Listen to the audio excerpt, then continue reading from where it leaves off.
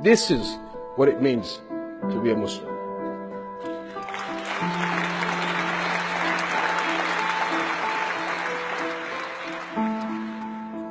Europe is an important partner in this effort, especially in helping to stop the global rise of Islamophobia.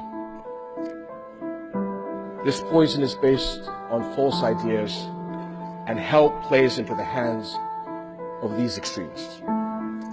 This is what is important to clarify, what it really means to be a Muslim.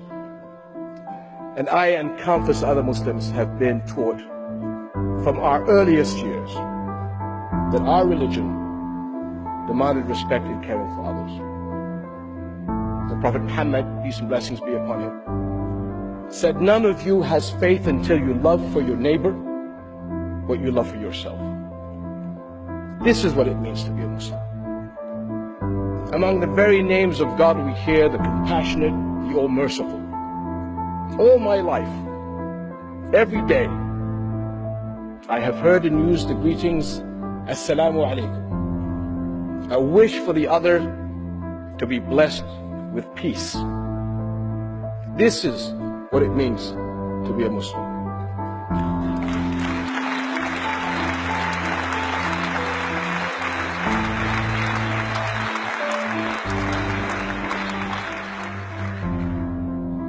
More than 1,000 years ago, before the Geneva Conventions, Muslim soldiers were ordered not to kill a child, a woman, or an old person, not to destroy a tree, not to harm a priest, not to destroy a church. These are the same values of Islam we were taught in school as children: not to destroy or desecrate a place where God is worshipped, not a mosque, not a church, not a synagogue. This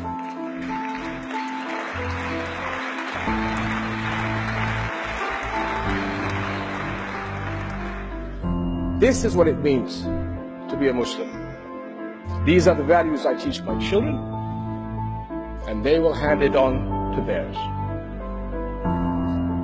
My friends, I am outraged and grieved by the recent attacks in some countries against Christian and minority communities. This is an offense against humanity as well as Islam. Arab Christians are an integral part of our region's past, present, and future.